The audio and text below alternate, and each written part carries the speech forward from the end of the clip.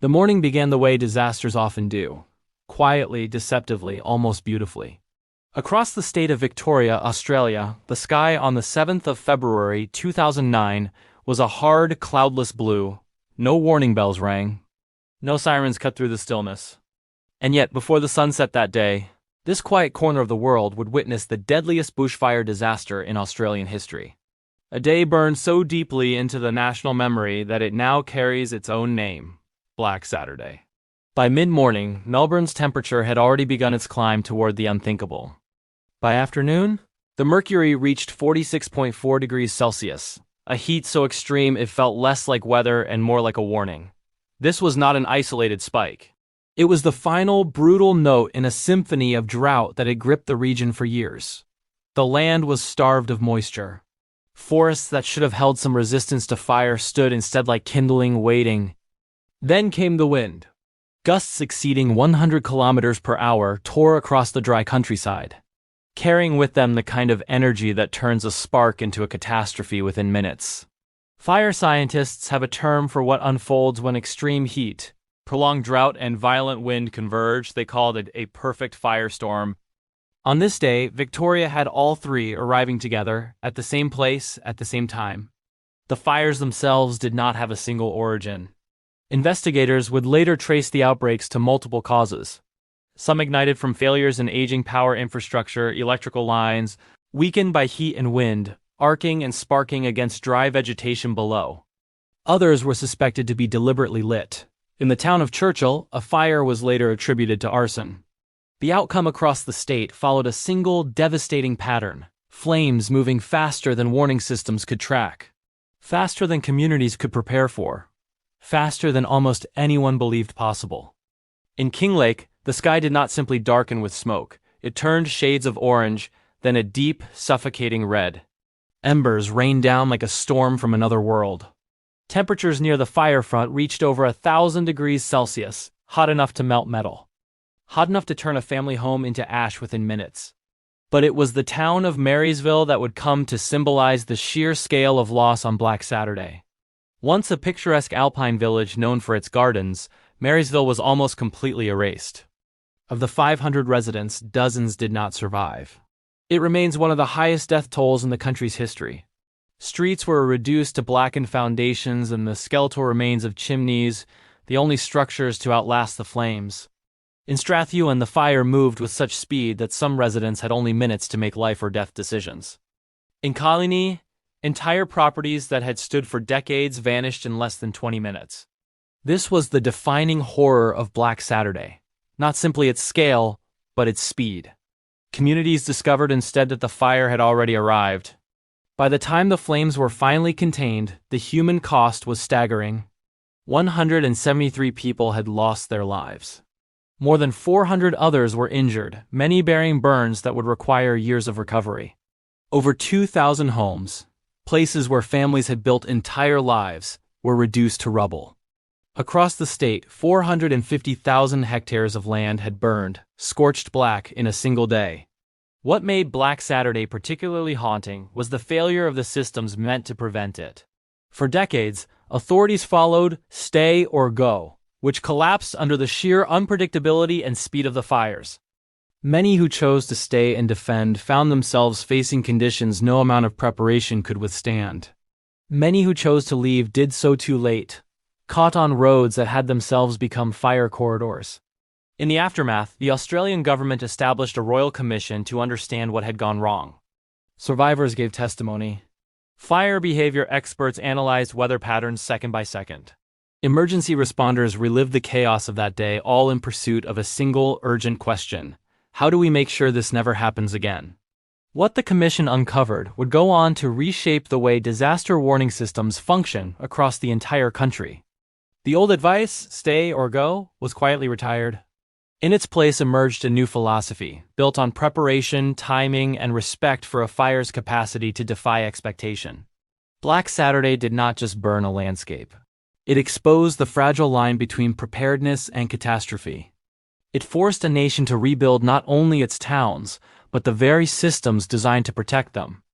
To understand why Black Saturday unfolded the way it did, one must first understand what a bushfire actually is when pushed to its absolute extreme. It is not simply flames consuming trees, but a self-sustaining weather event capable of generating its own violent, unpredictable behavior. Fire scientists studying the events of February 2009 would later conclude that several of the blazes that day had crossed a threshold rarely seen. They had become what is known as pyroconvective firestorms, fires so intense that they created their own thunderstorms, their own lightning. These fires created their own wind systems, feeding on the very atmosphere around them. This is difficult for most people to imagine. Fire, in the popular imagination, is something that spreads outward gradually from a single point. But the fires of Black Saturday did not behave this way. Fueled by the record heat and the ferocious northerly winds, they moved with a speed that outpaced not just fleeing residents. In several locations, the fire front is estimated to have advanced at speeds equivalent to a car traveling through suburban streets. Except this was not a car. It was a wall of flame, sometimes over 100 meters high, throwing embers kilometers ahead. These embers were, in many ways, the true killers of Black Saturday. Long before the visible fire front arrived, burning debris rained down. Roofs, gutters, and gardens ignited seemingly out of nowhere, catching residents off guard even in areas they believed to be safe. This phenomenon, known as ember attack, meant that in many communities, the fire did not simply approach from one direction. It seemed to erupt from everywhere at once. In Kinglake, this ember assault proved catastrophic. Located within the Kinglake National Park, the town was surrounded by dense eucalyptus forest, a species whose leaves are notoriously flammable. As temperatures soared and winds intensified, the forests surrounding Kinglake essentially became fuel reservoirs, primed to detonate. When the fire did arrive, survivors described a roar louder than any storm, a sound compared to a freight train passing directly overhead. Compounding the danger was the timing of the fire's most violent phase. A significant wind change swept across the fire grounds. This shift from hot northerly winds to cooler, but far more dangerous, southwesterly gusts proved catastrophic in context. Fires burning along one flank suddenly found their entire eastern edge transformed into a new, active fire front. Fires that residents believed had passed them by turned back with terrifying speed, catching many who believed the worst was over. This wind change was particularly devastating in Marysville. The fire had begun as a smaller blaze near Marysville, sparked by failing infrastructure. When the wind shifted, the fire's character changed. It surged toward Marysville with almost unprecedented intensity. The role of aging electrical infrastructure in sparking several of these fires would become a central focus of investigators. Victoria's power distribution network relied on above-ground lines across vast rural lands. Under extreme heat, metal components expand and contract. Combined with high winds, lines can clash, spark, or fail entirely, sending molten metal fragments onto tinder-dry vegetation below. Several of the deadliest fires, including the Kilmore East and Kinglake region blaze, were later linked to exactly this kind of failure. The Kilmore East fire deserves attention for its scale. Igniting from a failed power line, it rapidly grew into one of the most destructive blazes. It burned through Kinglake, St. Andrews, and Strathwyn, accounting for the single largest share of Black Saturday's death toll. For residents living through these threats, the events of February 7th presented an almost impossible set of decisions. Emergency services, stretched thin across an enormous fire ground, struggled to issue timely, location-specific warnings. Many communities relied on visual cues alone: smoke on the horizon, the smell of burning eucalyptus, the eerie orange glow. By the time night fell, the scale of the tragedy was only beginning to reveal itself. Emergency crews continued working through the darkness. What had begun as a hot, windy day in Victoria had, by nightfall, become a disaster whose true dimensions would not be fully understood. The grim work of accounting for the dead would soon begin as the fires finally burned themselves out. As dawn broke over Victoria on the 8th of February, the scale of what had happened the day before was only beginning to come into focus. Smoke still hung heavy over entire valleys, thick enough in places to block out the morning sun, casting an eerie half-light over the roads. Emergency crews were only now managing to reach these zones. For many rescue workers, the sights that awaited them were unlike anything in their careers. Entire streets were reduced to ash and cars were melted into unrecognizable shapes on the roadside, their metal warped by the extreme heat. Chimneys stood alone where houses had once been, the only structures resilient enough to have survived the ferocity of the fire. The search for survivors and for the dead began almost immediately, but it was slow, methodical, and deeply harrowing work. Roads remained blocked in dozens of locations, choked with fallen trees, downed power lines, and vehicles abandoned by residents who had tried to flee. In some areas, crews had to cut their way through debris just to reach communities that had gone silent overnight, with no communication at all. In Kinglake, rescue teams moving through the aftermath described a landscape that seemed almost otherworldly, stripped of all life and color. The eucalyptus forests were reduced to blackened, skeletal trunks stripped of every leaf. Ash covered everything in a fine gray layer, disturbed only by wind. Search personnel, many of them volunteers from local fire brigades, worked alongside police and forensic specialists in a process that would take weeks. The task of identifying the dead presented profound challenges. The intensity of the fires meant that traditional identification methods were simply not possible. Forensic teams relied on dental records and DNA analysis to confirm identities, a process that stretched on long after the fires were extinguished. For families waiting on news, this period of uncertainty was its own form of agony, a slow, grinding wait that offered no clear endpoint. Marysville, once a vibrant alpine town, became a focal point for the tragedy. A significant proportion of its residents did not survive. Streets that had stood for generations were reduced to concrete slabs. Surviving residents returning home often found it difficult to orient themselves. The fire erased familiar landmarks, street corners, garden fences, and the small visual cues that had once made navigation instinctive. The response drew resources from across the country.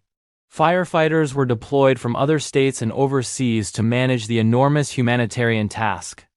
Emergency shelters housed thousands who had lost everything. Relief organizations mobilized quickly, coordinating food, clothing, and temporary housing. For the survivors, the days following Black Saturday were marked by a struggle to reconcile their past world with the one that now greeted them. Photographs, family heirlooms, and the artifacts of a lifetime were gone, leaving behind only memory, and sometimes even that was difficult to access. Attention began to turn toward a critical question. How had a disaster of this scale happened, and what could have been done differently? Survivors who followed the stay-or-go guidance began to speak about how inadequate that advice had proven to be against such ferocity. Stories emerged of families who prepared their homes exactly as advised, only to find that no amount of preparation could protect them. Others spoke of waiting for official warnings that never arrived in time, leaving no window at all in which to act. These accounts would form the foundation of one of the most significant public inquiries in Australian history. Victoria was a state still counting its dead and searching its blackened hillsides for the missing as the toll continued to rise. The final count reached 173, cementing February the 7th, 2009, as the darkest single day in the nation's history with fire. In the weeks following Black Saturday, as the immediate work of search, rescue, and identification gave way to a longer reckoning, the Australian government moved to establish what would become one of the most extensive public inquiries in the nation's history. The 2009 Victorian Bushfires Royal Commission was tasked with a mandate that stretched far beyond simply documenting what had happened. Its purpose was to understand, in forensic detail, how so many lives had been lost despite decades of established fire safety policy. The Commission's work would span nearly 18 months, involving thousands of pages of testimony from survivors, responders, and scientists. For many survivors, the Commission became an outlet for grief that had, until then, found no formal place to be expressed. Residents from Kinglake and Marysville recounted the hours before the fires arrived, and the decisions they made with outdated information. Central to the findings was a critical examination of the stay-or-go policy that had guided preparedness for years prior to 2009. The policy rested on an assumption that residents would have sufficient warning and time to assess the threat accurately. Black Saturday exposed how fragile that assumption was. The speed of the fires, especially after the wind change, was overwhelming. Many who planned to defend their homes faced conditions beyond any reasonable preparation. Others found their escape roads engulfed. Survivors described a fundamental information gap, a lack of clear, timely, and location-specific warnings. In several cases, official warnings were found to have been delayed or issued only after the fire front had already passed. Communication breakdowns and overwhelmed networks came under intense scrutiny during the Commission's hearings. The Commission also examined the role of Victoria's electrical infrastructure in sparking several of the day's most devastating fires. Engineering analysis confirmed that aging power lines had failed under the pressure of record heat and violent wind. The Kilmore East fire was formally traced back to a failure in this aging network, prompting significant and costly reforms. Reforms included how electrical infrastructure was maintained and, in some cases, entirely replaced across high-risk regions. The inquiry also looked at land use planning in the urban-forest interface, where development sits close to fire-prone bushland. This led to substantial revisions in Australian building standards, focusing on construction materials and mandatory bushfire shelters. The most significant outcome was the formal abandonment of the stay or go policy in its original form. The revised guidance encouraged residents to plan and commit to early evacuation whenever conditions suggested extreme danger. Alongside this shift came sweeping changes to Australia's fire danger rating and warning systems, with more granular alerts. Community fire refuges, official neighborhood safer places, were established as a direct response to the chaos of the inquiry's stories. By the time the final report was delivered, it had produced 67 formal recommendations touching every aspect of fire safety. For the families who lost loved ones, the findings offered no simple comfort, but they reshaped policy for a generation. The lessons of that day embedded the hard truth that old assumptions about fire behavior had proven fatally inadequate. More than a decade and a half on, the scars of Black Saturday remain woven into the physical and emotional landscape of Victoria. Drive through Kinglake, Marysville, Strathewen, or Killiney today, and the towns themselves tell a story of resilience. Rebuilt homes, regrown forests, memorial gardens where blackened ruins once stood. But beneath that surface of recovery lies a permanent shift in how these communities relate to fire and the fragile boundary of preparedness. Marysville's rebuilding became a symbol of the broader recovery effort. The town, once nearly erased, was reconstructed with bushfire-resistant design principles. New buildings incorporated fire-resistant materials and defensible garden spacing that would have been unthinkable before 2009. A memorial garden now stands in the town, a quiet space bearing the names of those who did not survive. Families, survivors, and former residents return each year to remember what was lost. For survivors, recovery proved to be a far more complicated and non-linear process than the physical rebuilding of towns might suggest. Mental health support became a significant component, as many described ongoing struggles with post-traumatic stress and grief. A lingering hypervigilance around hot, windy days would resurface for years afterward. Community organizations and mental health services expanded, offering long-term counseling that had been largely absent prior to 2009. The legal aftermath unfolded over several years.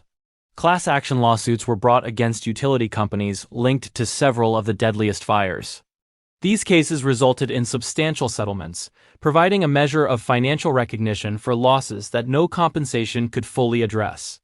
The criminal case against the man convicted of lighting the Churchill fire forced communities to confront the reality of deliberate acts. The most enduring legacy lies in the way it altered Australia's relationship with fire risk communication. The rating system introduced clearer, more urgent categories. Catastrophic was designed to communicate a level of danger where no property is defensible. Early evacuation is now the only recommended course of action, a direct departure from the ambiguous guidance that existed before 2009. This shift extended beyond official policy into the broader cultural consciousness. Total fire ban days now carry new weight and seriousness. Local fire brigades expanded community education programs, emphasizing planning over the old defend-in-place mentality. Schools in high-risk areas incorporated bushfire safety into their curricula, ensuring even the youngest understand the demand of extreme danger. Climate scientists point to Black Saturday as an early, brutal illustration of increasing extreme heat events and prolonged drought. The disaster is now understood as a warning of conditions that regions across the world may increasingly need to prepare for. Infrastructure failures and communication gaps exposed by Black Saturday were symptoms of a broader vulnerability tested by a changing climate. Today, the story is told through memorials and Australia's emergency management systems, which carry the hard, painful lessons of that day.